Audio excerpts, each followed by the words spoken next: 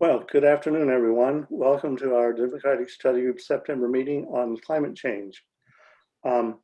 Just a few housekeeping things before we get started. If you have questions, go down to the Q&A button at the bottom of the page and type in your question there.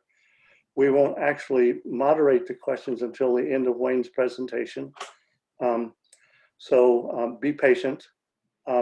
If you have technical questions about not being able to do something, Megan Vu, who's going to be our webmaster for this, will be monitoring the chat box. And if you have technical questions, go there. No content questions there, just technical questions. Our next forum will be on October 13th and will be our annual Candidates and Issues Forum. We've not quite got the full roster filled out yet, so I'll be posting that hopefully soon on Kaya and in the newsletter. I hope to have that up by Monday, but don't count on it.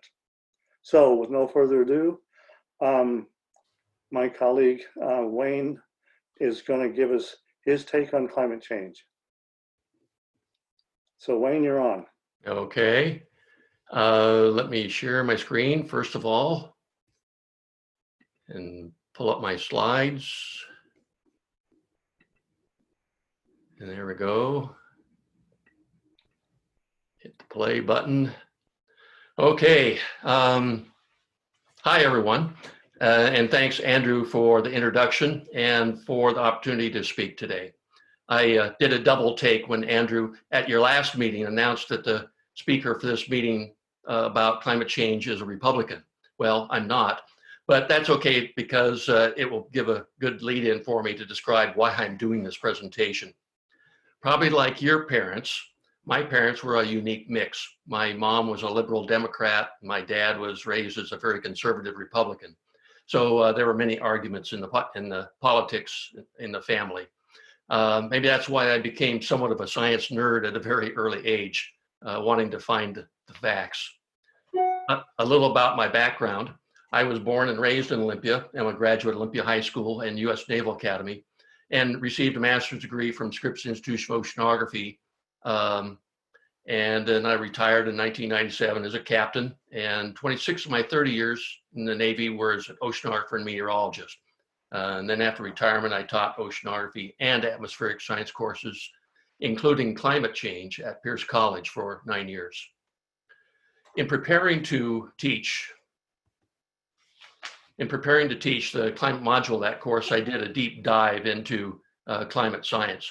That's when I became convinced by the overwhelming evidence that climate change is real and mostly caused by us and is a real threat to our way of life. So that's why I'm here, for our kids and for our grandkids' future. You can see my 5 grandkids there with my wife Betsy and myself enjoying the beaches, Oregon beaches on that day. Main topics that we'll cover today. I'm going to give you an insight from a scientist's point of view in terms of the causes and effects of climate change.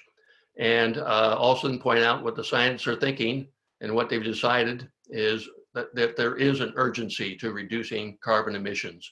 And I'll show you and demonstrate to you how much. We'll take a look at the international and national goals in terms of carbon emissions. And then the presidential candidates give a little bit of an insight in terms of their climate plans, or what I've been reading up on and hearing over the years. And then down to state and then local goals, including just a little bit about our Thurston climate mitigation plan coming up. And then round it off with what you can do individually, all of us can do. So that's where we're going. Starting off, that we are putting a lot of carbon dioxide and other greenhouse gases into the atmosphere. I normally use the term of annually, but you can see a breakdown both hours and per second, but 40 billion tons that we dump into the atmosphere, that thin ribbon around the Earth, about 35,000 feet high total in terms of where all our weather is, dumping that into like an open sewer pit.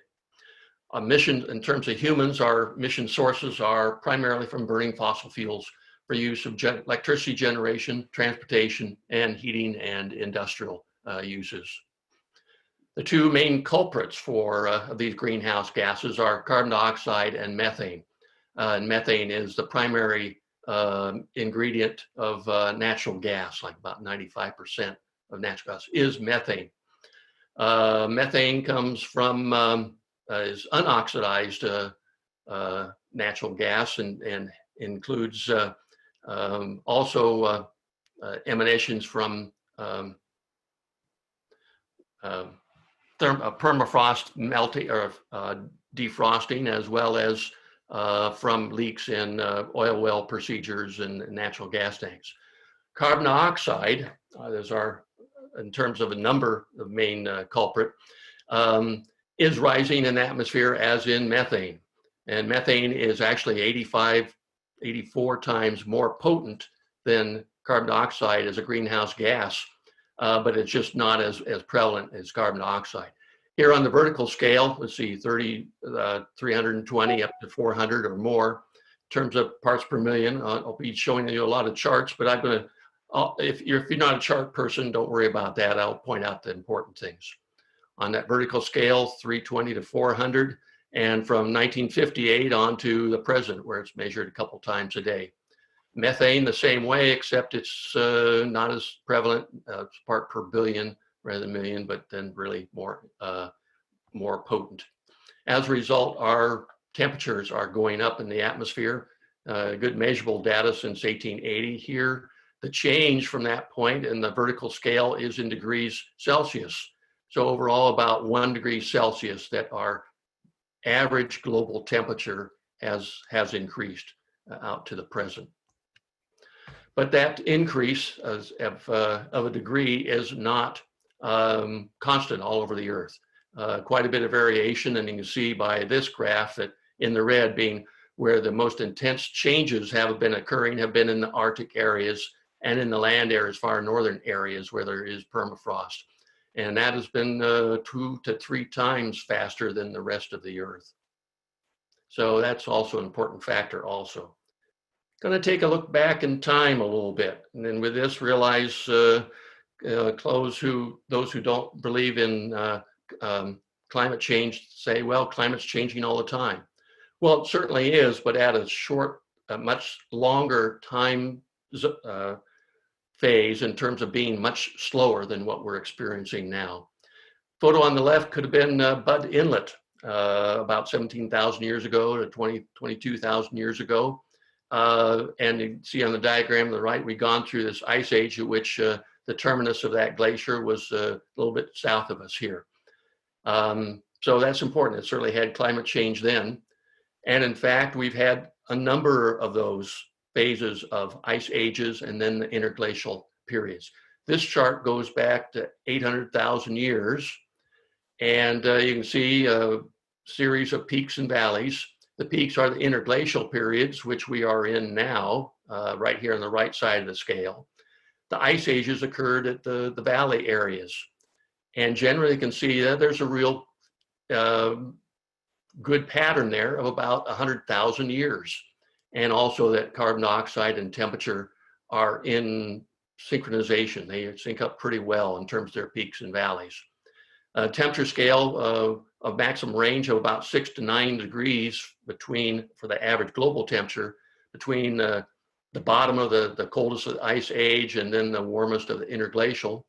Whereas the carbon dioxide changes during that period are generally from about 180 to 280 parts per million. Remember, I said that our parts per million now is well above 400. So this is interesting. What is happening there? Why is it happening? Well, it turns out the scientists are very much know for sure that this is because of eccentricity of our Earth's orbit. It is an ellipse, not as a circular pattern. And so when the Earth is closer to the sun, we'll have more radiation and warmer temperatures. That changes over 100,000 year cycle.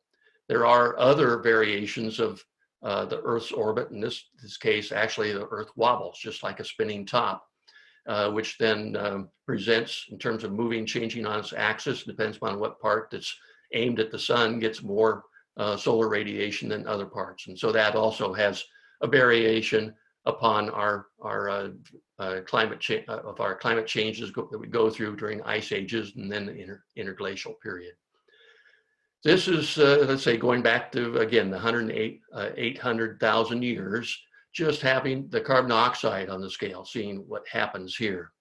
And this is responding to the temperature changes then as we come then out in our current period of our interglacial period. All of a sudden, there's a big change in the pattern. Notice that spike going on the right-hand side of the page, all the way up to the 411 parts per million. Scientists are convinced that this really is one of the best proof that this is human caused. That started at the point of the industrial age, and I'm going to show you a couple more graphs just to illustrate that, what's happening. And those are the peaks, and there's no other explanation that works in terms of describing that for the scientists than that's human caused. Okay, looking at the last 10,000 years during the period of interglacial period that we're in, 265,000 carbon dioxide here on the left is fairly constant until there's the spike way up there. And this really started ramping up really in the last 50 to 70 years as well, where it's really taken off. So what do you expect to happen to the temperature as a result of that with greenhouse gas and the greenhouse effect? Here's our temperature variation at the same time. Actually, just look at the right half of that, since my scale is a lot different. I didn't have one that goes just 10,000 years. Right about here is the 10,000 years to pass point. And so the temperature has been going down slightly, but there's our spike of 1 degree Celsius, the scale here of the temperature anomaly in degrees Celsius.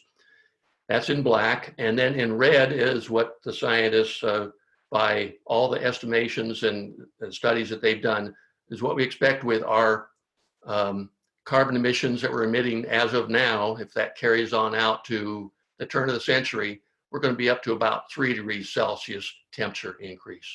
So that is a real problem, and that is our problem I'm going to go into in the next couple slides. But to point out the cost of greenhouse gas emissions, I could spend a couple hours just on this alone, pointing out all of these assets and facets that are affected by the climate change we're seeing because of rising temperatures. Extreme weather, higher temperatures, higher ocean acidification, the carbon dioxide being absorbed into the oceans, actually more than in the atmosphere, and temperatures. Now, the right-hand side is how that really affects us. This is what we read about in the media every day or every other day, but it's the point where we're seeing climate change, the beginnings of climate change now. It's going to get a lot worse if we keep up our carbon emissions. 2 degrees to 3 degrees being so small, well, it seems like a small one, but it really is a big deal, as you saw in the range of temperatures that we go through in terms of our ice age periods and out of ice age. World Economic Council has determined and voted in the last 4 years straight that climate change is our #1 threat to our global economy, even worse than COVID-19 or wars. In fact, some of those wars are brought on by climate change and famine and refugees, climate refugees moving different areas and instabilities. I'm going to show you just one example of what the scientists have assessed and determined as the range of temperatures of why it is so important and why it is so costly to us. Remember that we're at 1 degree Celsius increase now. Let's look at food supply instabilities and crop failures that go along with it. On the scale is degrees Celsius. And we're already in the area of occasionally we're going to see different nations having crop failures and shocks and locust invasions and all sorts of things. But we get up to around over 2 degrees, and into 3 degrees, we go from the high to the very high, red to purple, in the very worst cases. And we see then going from periodic shocks across regions to sustained food supply disruptions globally. That really is a definition of global famine when we get up in the area of 2.5, 3 to 4 degrees and even worse. So that's the risk we face with carbon emissions, and one of the worst of the cases. Let's take a look at our area, Puget Sound, Pacific Northwest, in terms of how climate change is affecting us. And you may have been hearing some of these already. Well, one will be sea level rise. And what's expected by the end of this century is that our sea level will be about 2 to 4 feet higher than it is now. This example diagram on the right shows with a 3-foot sea level rise, what the high tides will be like in the spit area from about State Street on north, with nuisance tides. And on the photo on the left, that's a nuisance tide that's occurring now that we're seeing more frequently, starting to see a little bit more frequently. This down by the Olympia Community Center. We have a tidal range of about 18 feet, so we really will see these just at the high tide points and when we're in the king tides, and particularly the December, January time frame when we have the highest tides of the year. But every month, every 28 days, we have a highest tidal cycle. We'll be seeing more and more of those cases, especially when we have a north wind, which will push the surface waters in toward the south and then cause these higher and higher nuisance tides. This is happening frequently on the East Coast. Miami, you've probably heard about that, of it. They're having this every month. Norfolk, Virginia is having it. The area around New York is having it. We'll see more of this as we progress through this century. Other things that will be happening in Pacific Northwest, again, not as bad as other places, but generally we're going to have wetter winters and we're going to have drier summers. Those the wetter winters will have more precipitation as the temperatures warm. As expected, that the warmer air will be able to absorb more water vapor, carry more water vapor, which when it cools and precipitates gives us the higher rainfall and snowfall at higher levels. But we'll also have more periods which will have heavier rates of precipitation as a result, not just the drizzle that we're known for. So with higher snow levels in the mountains, and occasionally we're going to have then rain on top of that, we'll have more winter flooding in the river basins than that we expect in future years. We'll also have earlier snow melt in the springtime. Then, as with less mountain snowpack going into the summer, we'll have less river runoff into the summer, less water for irrigation, sometimes water hours, or need to cut back on your water use. There'll be higher water temperature in the rivers and a lower salmon survival rate as a result. If we have a longer summertime in terms of drought periods, which we'll have more of those, some salmon, this example, crossing river, ought to have a sign here of salmon crossing. Have to wait longer until it gets enough water across the roadway or into the streams to do his migration on upstream. And that affects survival rate, as well as the warmer water temperatures in the springtime and when they're going downstream. Here's an example of the higher precipitation rates. You've probably heard the term atmospheric rivers lately. Another name for it being Pineapple Express. With air being warmer, can become moisture, absorb more water vapor. We'll see essentially the fire hose effect coming from the tropical areas toward us.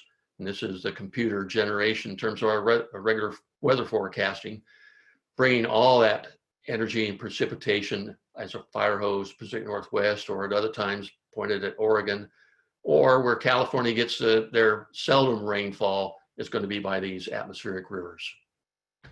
Well, we're also going to be experiencing more wildfire as a result of drier conditions in the summertime, as we started to get already today some of the smoke coming from the east side of the Cascades.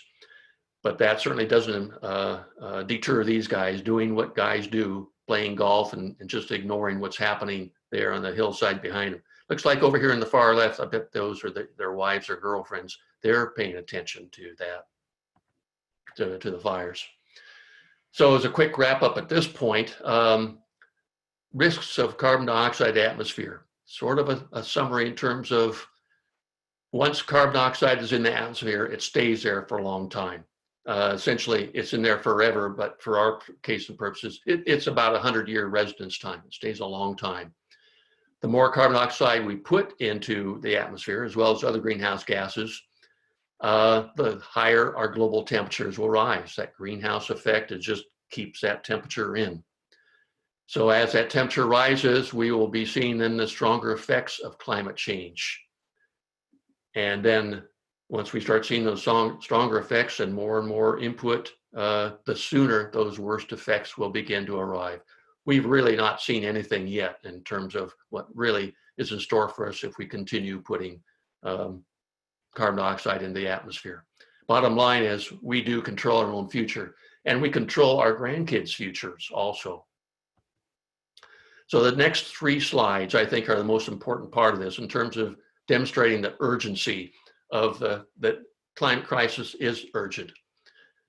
The international discussions, the annual discussions, and then the major conferences, of which the last one has been the Paris Climate Accord in 2015 and 2016, when they finally signed the agreement, realized that we really have a problem. The problem is that how much can we emit in terms of carbon emissions and still keep our temperatures below some level? Well, the scientists recommended, the groups that have been supporting these international conferences, that we really should keep it down below 1.5 degrees Celsius.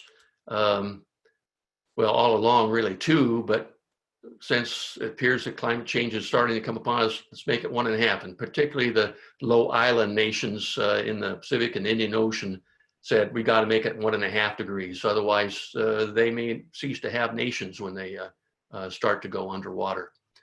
So the scientists came back with the answer: how much, in terms of emissions, can we have and still keep the temperature from average temperature getting above those levels? 600 gigatons, or 600 billion tons of carbon dioxide to keep the temperature from not going over 1.5 degrees Celsius in terms of its increase. Well, here on the vertical scale, those are our emissions per year in gigatons or billion tons, and we're doing about 40 billion tons a year. Think about 600 gigatons. That's the area underneath these solid curves. So from when this agreement was signed in 2016, if you divide 40 billion tons into 600, it gives us 15 years to essentially get to no more emissions. So that's our urgency, needing to get to emissions getting to net zero. Well, we have to be en route getting there, definitely, to cut back our emissions fairly rapidly. Or if we wait till 2025, look how fast we have to get to zero by that time. We really do have to be on our way to getting to zero soon, essentially immediately. If we drop back to 2 degrees Celsius, that's 800 gigatons or billion tons. That gives about 20 years from that point, which means that's that dashed line there. If we get going, it's going to be out a little bit further, but that's not very far, 2050, just 30 years from now. So how are we doing in terms of getting down to that point? At the Paris Climate Accord, you may already know this, that 194 nations in the world agreed to voluntarily make pledges of what carbon reductions that they can make to contribute in terms of their share to bring emissions down to zero. Well, their pledges have fallen well short. As you can see in the area of the orange, shows when it's plotted out to the year 2100, the turn of the century, that will amount to a temperature increase about 2.5 to a little over 3 degrees Celsius. Not good enough. We have to be down here in the green territory at the 1.5 to 2 in order to, in terms of our emissions, this is the same scale here on the vertical, being the gigatons of carbon dioxide emissions. We have to be down there in order to assure a livable Earth in the future. What's even worse is the pledges are not being kept fully. Most of the nations aren't really meeting their pledges. So under their current policies, the area in the blue shows of what our temperatures will end up being by the turn of the century, well above 3 degrees. If we had no climate policies and we just keep putting our emissions into the air, by the turn of the century, it'd be like 4 degrees, 4 to almost 5 degrees. These are the climate models that produce these results based on lots and lots of data and verification of these models. Well, how are we doing in terms of our own, the United States pledges? In the Obama administration, we pledged that we would reduce our carbon emissions 26 to 28% by 2025, when the intermediate point, 2020.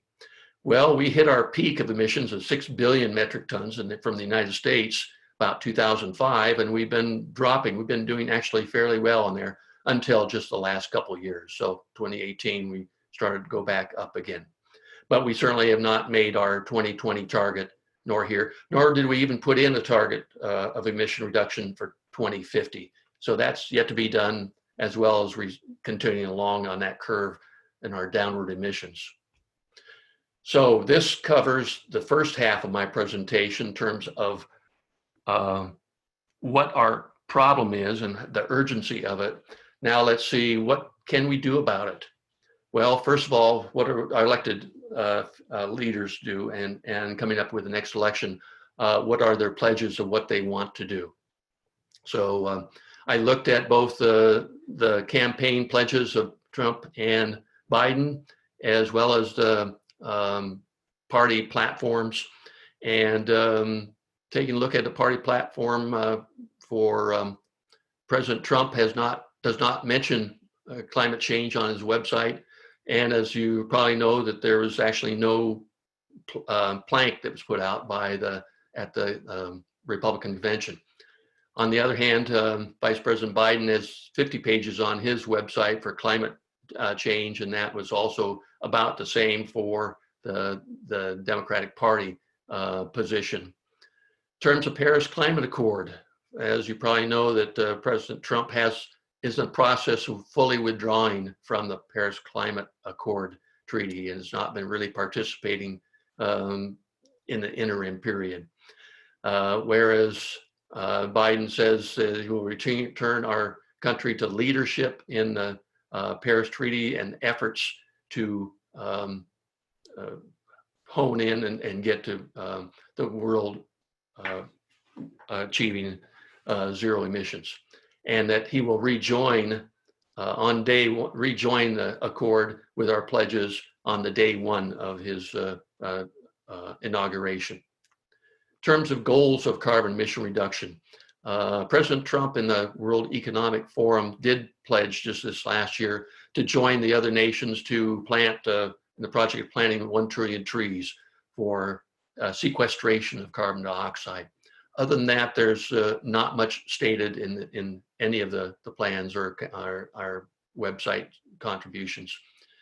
Under Vice President Biden, clean power plan that he has is that we'll have clean electrical grid by 2035 and net zero emissions by 2050. A very aggressive pledge, and that's essentially what we're doing looking at statewide as well, with slightly different timeframes. Do that by renewable energy. Overall energy goals, Trump is to make U.S. #1 energy producer, but basically with fossil fuels, just paying lip service, if even that, to renewable fuels. Whereas Biden's position is we'll do it with renewable energy. Regulations wise, appears that President Trump's goal has been to repeal Obama era regulations in order to enhance the fossil fuel production. And Biden's position is to restore and enhance Obama era regulations and to make it more lasting by legislation put into laws instead of having it subject to being overturned by executive actions or by setting of rules in the administrative realm.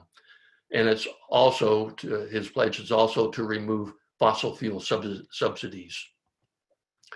This shows, this next slide is a really telling one that shows what's been happening with the cost of renewable energy compared to gas and coal. This is a megawatt hour cost per megawatt hour of energy production, electricity production. And just in the last decade, since 2009, 2008, a dramatic drop in utility scale solar photovoltaic electricity production, as well as wind production here at the 135. Both of those are down now, being at a levelized cost, being no subsidies in any of these, they're factored in. Cost is now about 40 megawatt or $40 per megawatt hour compared to, look at gas, 56, coal 109. Which brings the question is, why are we fooling around with still trying to keep fossil fuels as our source of energy when it's so much cheaper, 20% cheaper with renewable energy than with gas and 60% cheaper than with coal? Time to change. Take a look at this. And that energy coming from the sun, every hour's worth is enough to supply our needs for a full year. And it's free. Why don't we do it? Well, let's take a look at since President Trump does not have in his plank or his campaign promises what he's going to do for climate change, what he's going to do about it. Let's see what has he done in the past. In his last 3.5 years, he's rolled back 159 different actions.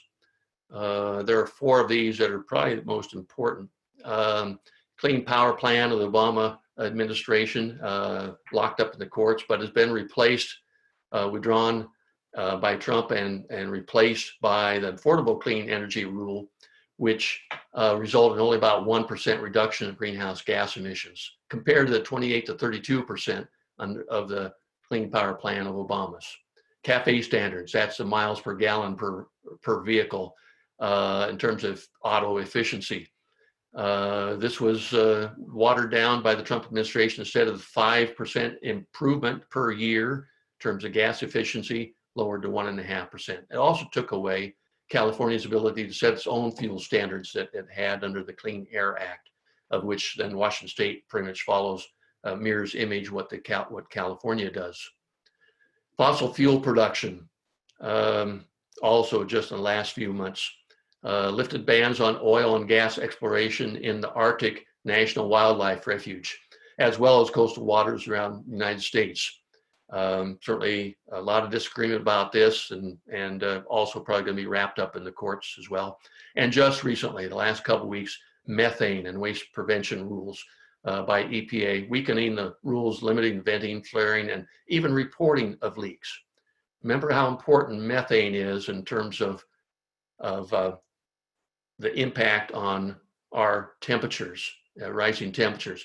84 times the impact that carbon dioxide has.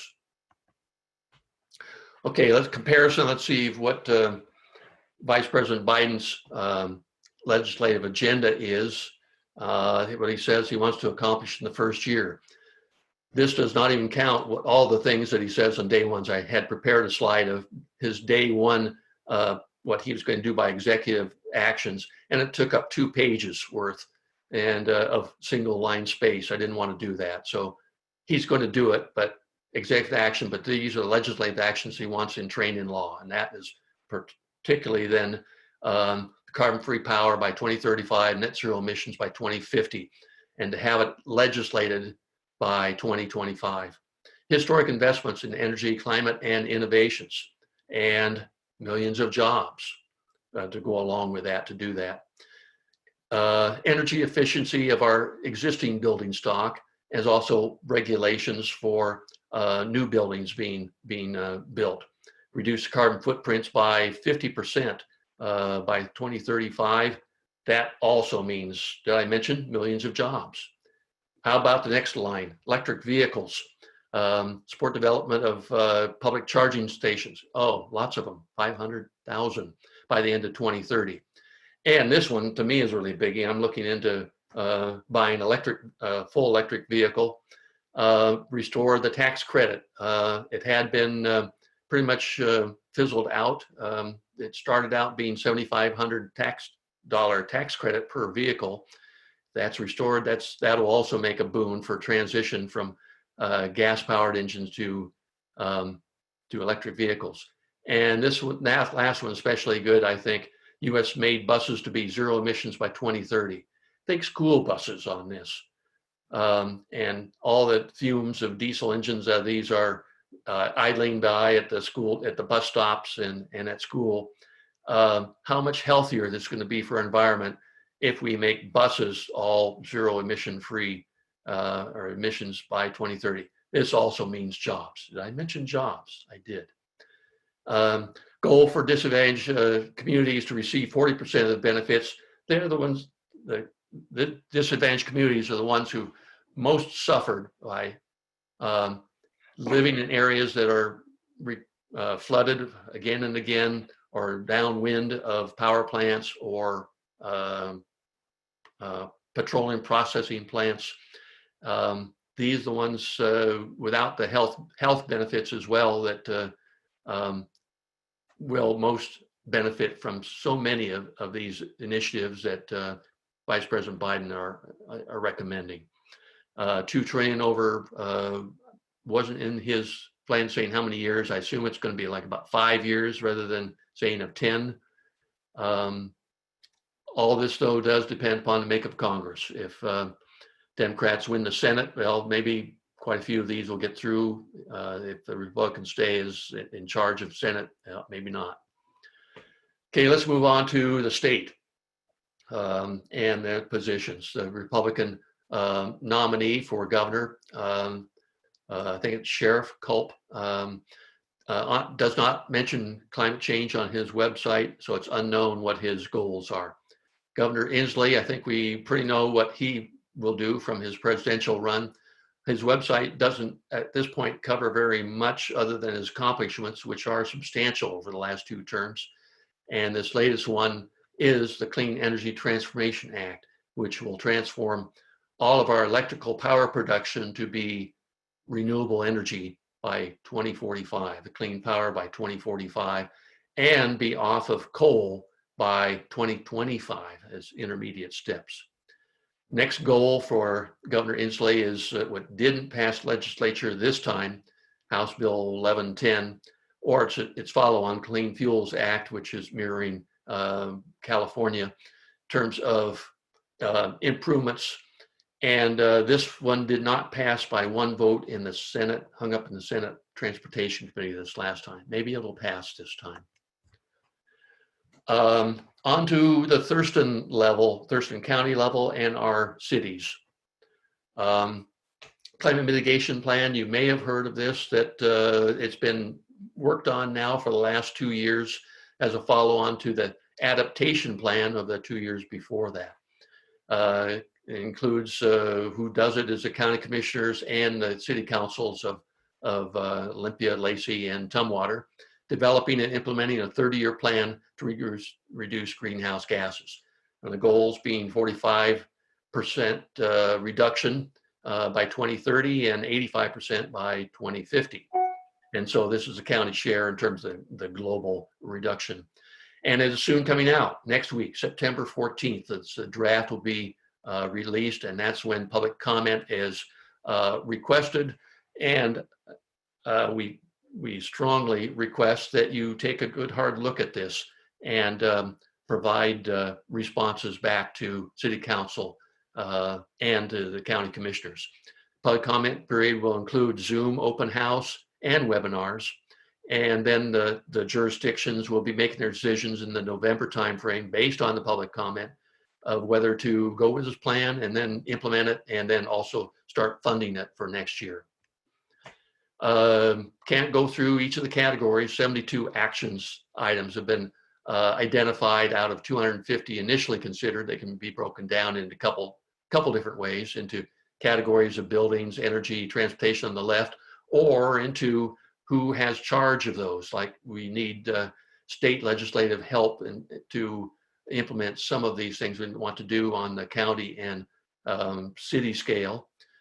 Quite a bit of actions will take regional coordination, but then there are some also that can be done individually within the cities. There are supporting partners, for example, Puget Sound Energy, LOT for our wastewater, intercity transit for our bus connections, which they've already done one of those actions, which is make fares free. This is another way. This is breaking down by sort of topic area. Greening our grid. This is where we, by incentivizing, making it easier for individual residents to upgrade energy efficiency of their homes, and as well as businesses, solar panels and storm windows and the like. Second category is changing our energy sources. This is to make more use of electricity and that electricity grid. And so electric vehicles instead of gas powered engines, and then also natural gas instead of heating, shifting more to electric heat. Living lighter by the comprehensive zoning plans, create denser and urban neighborhoods, make it easier to walk to work or do everything you need within walking, bike, or bicycle, or shorter distances. Storing carbon, this is sequestration in terms of planting trees and regenerative agricultural practices to actually store more carbon dioxide out of the atmosphere, and then building our local capability. So this is how it's plotted, just as our previous graph showing on the vertical scale. Thurston County, we emit about 3.5 million tons, not billion, but million tons per year. And if we do nothing, business as usual, we're going to be increasing that amount. And this is broken down by source in terms of, or what type of activities do it, different color codes. Plotted with dashed lines, that's our goal, 45% at 2030 and 85% at 2050. And so that's the chunk right here that my arrow is circling around that we need to take out of there. On the right is where we're going with all those 72 action items. Most of these are state, and these areas that are in the more colored is ones that then within the county we really have the handle on. Sequestration are these hatched lines here, which take that out to 2050. A better look at that and is this, and we can see by these abbreviations, and you can look at these in the draft plan coming out Monday. That'll be online at our Panorama Green Team website. So what you can do, this is, I recommend that you go to the Panorama Green Team website, where we have a lot of these issues. We have a preliminary draft already on the website, panoramagreenteam.org/issues/Thurston-climate-mitigation-plan. Easy to remember. Also on the website there is a petition, which you can petition to our county commissioners and to the Lacey City Council. Pledge cards, if you'd like to sign that. Most of all, we request that you read the plan, get familiar with it, have the links that'll be on here for the public comment period for those open houses and the webinars, and to then write to emails to city council and county commissioners.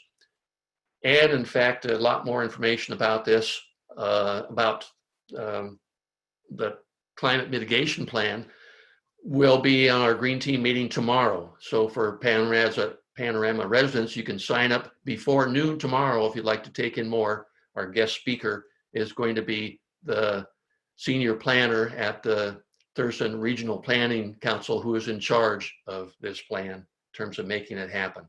So that would be at 3 o'clock tomorrow afternoon. Remember, you need to sign up by noon, and we're where you sign up is thegreenteam@gmail.com, and that is also on the Kaya announcement page. So what else can we do as individuals? Well, first of all is reduce your carbon footprint. All these previous actions I talked about are the levels of government to try to induce residents to do the things that are the good things to do. Here you can see your carbon footprint of the United States compared to other nations and the world. We're number one, but in a bad way. You can see that our carbon footprint averages out about 17 tons per person per year. Compare that to China at 8, and the rest of the world at 4 or 5 or so. We have a long ways to go in terms of, we cannot afford to have all the rest of the world come up to our standards. We will not have a livable world by emitting that much carbon dioxide. So carbon footprint, that's a way of at least taking a good look. Second area, I want to give a well done to Panorama Management in terms of Willow Lane and assisted living, where their plans will be on solar panels. This is really one of the best ways to quickly reduce our carbon footprints as individuals.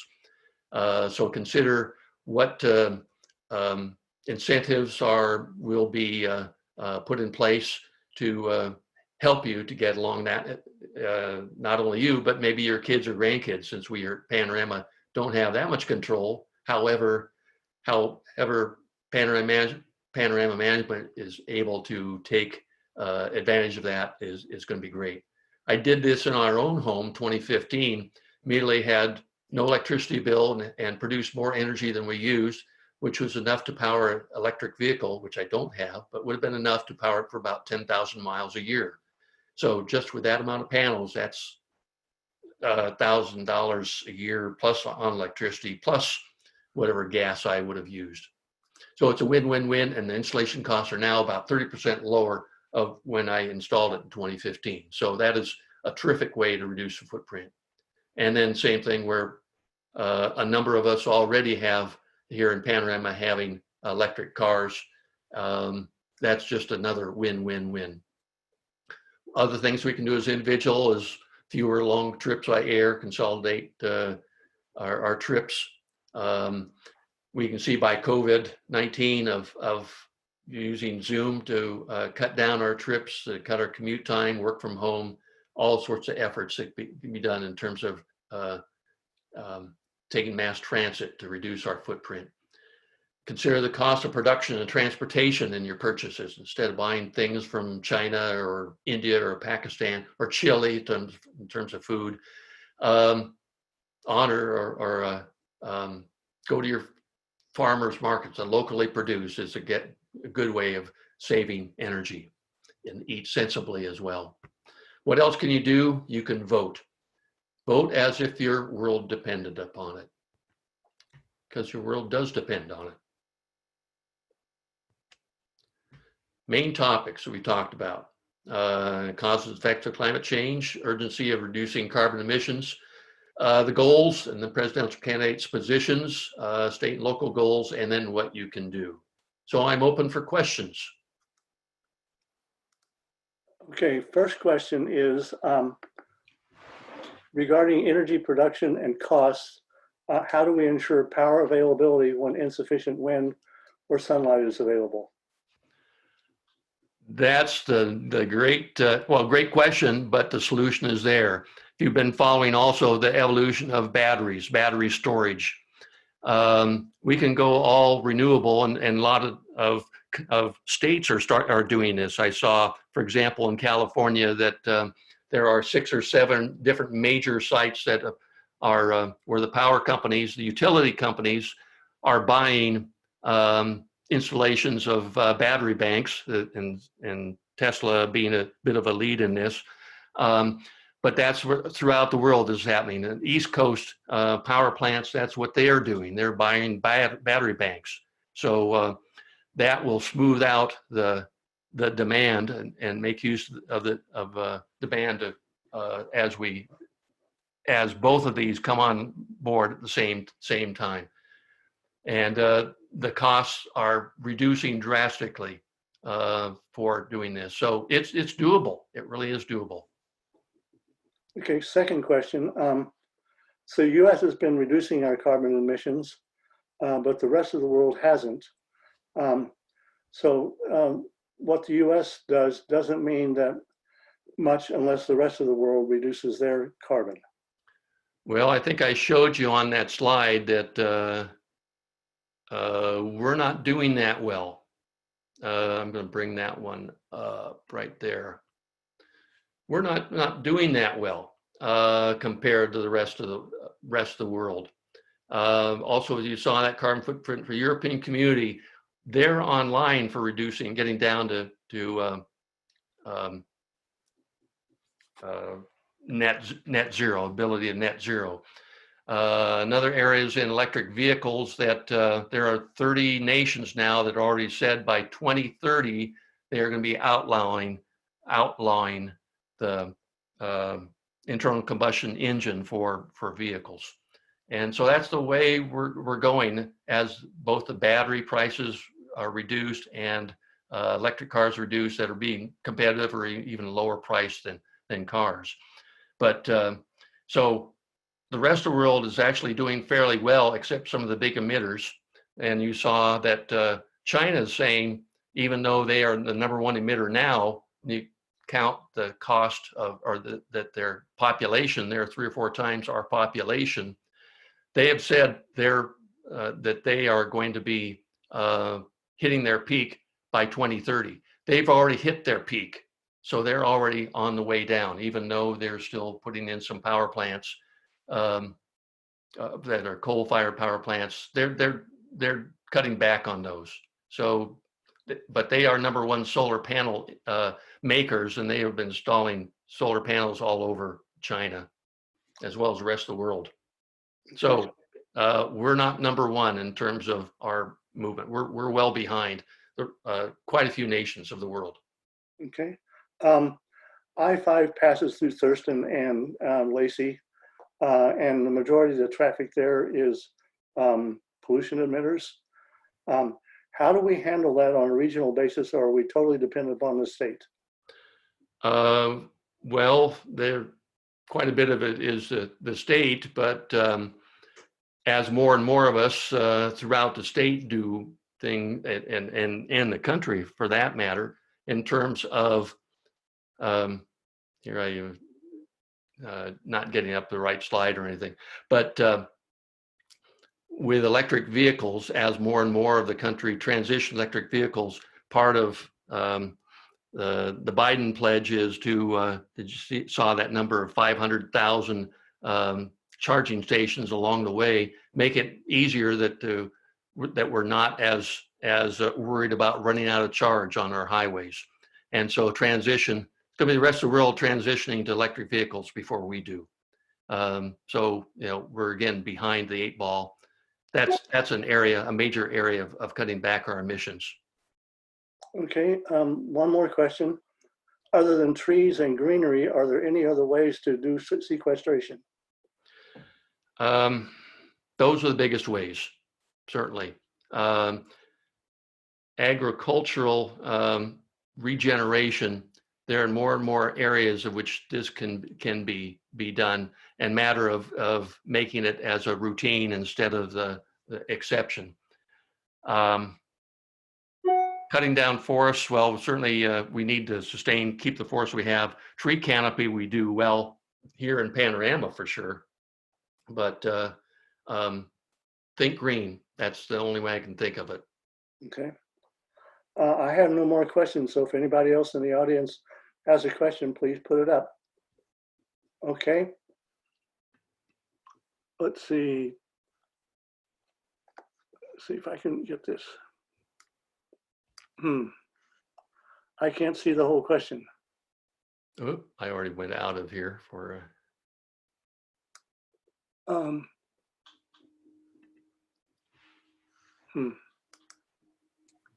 Would you like me to read it? Yeah, I can't read it. Okay. To me, a crucial factor in reducing greenhouse gas emissions is not mentioned enough. That crucial factor is the need for us humans to use less and live more simply. How do we educate people about their own power to change their own lives and resource use? Just matter of spreading the word. All of us doing this, all of us learning. Today's a way of learning.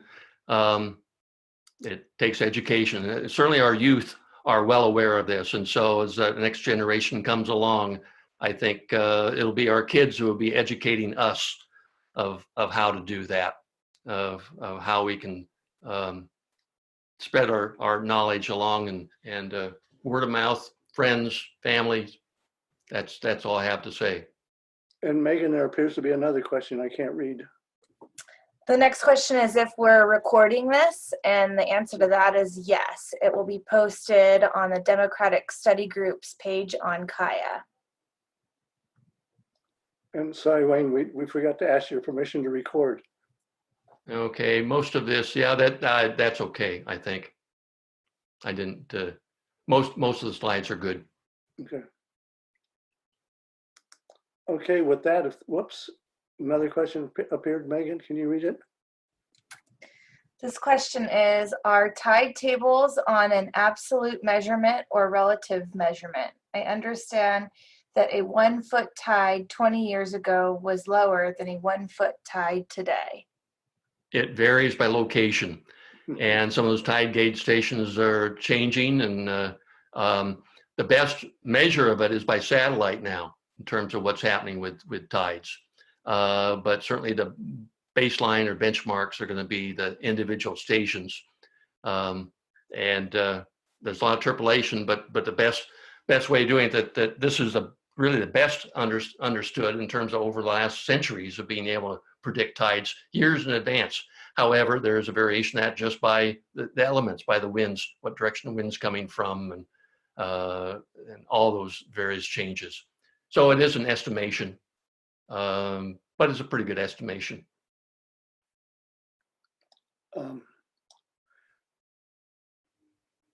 It says, can you talk about adaptation urgency? Adaptation, by adaptation meaning that how do we adapt to change? Well, humans can do pretty well, but a lot of the things we depend upon cannot adapt as fast. Climate change through ice ages and is not very fast. Talking about geological time frame, it takes thousands of years for the adaptation to allow the adaptation. We're talking about in 50 years, 100 years. A lot of our animals and plant stocks, they can't adapt that rapidly. And that's the concern as well in terms of our standard of living or our existence, really, in terms of the things we depend upon. Will they be able to adapt fast enough? So this is why in geological time frame, the scientists have determined we really are in a new geological era, the era of the Anthropocene. I didn't pronounce that right, Anthropocene, which is the era of us, or the epoch of us. And it is also the start of the 6th great extinction of Earth, of so many species that cannot adapt fast enough, and so they die. Evolution, something else will take its place. Next question, the East Coast is largely subsiding, increasing the impact on tidal change. What about the Northwest? Yeah, we're certainly a different coastline here. We have an active coastline geologically with a trench off the coast and subduction. So we sometimes have very rapid changes of coastal structure, like when the next big one comes, the last one being the year 1700. Along the coast, it had quite a bit of subsidence right away with that earthquake. So we have different processes going on than the East Coast. East Coast is called a passive coastline, where it's just moving away from the plate boundaries of the Earth. So a different existence here, yet there are some areas which are going to be essentially crunched where they are buckled down, but not quite the same in the West Coast as it is the East. Okay, this will be the last one. This is more an editorial comment than a question. can this webinar be made available to management that we need to have on board in making the campus more energy efficient? Not Well, just the new structures, but across the campus. Yeah, I certainly hope so. And we'll be talking about that also tomorrow with the Panorama Green Team meeting. Okay, with that editorial comment, we're at 2:30. Thank you, Wayne, for staying on time and on topic. And with that, folks, we're done. Thank you very much. Yeah, remember Enjoyed next time on October 13th will be Issues and Candidates Forum. And the content of that is 3/4 done, and more will be posted later. And one last comment. Thanks for sharing your extensive information and expertise. You're welcome. Okay. Okay, Megan, we're done. Thank Okay, you. great. Thank you.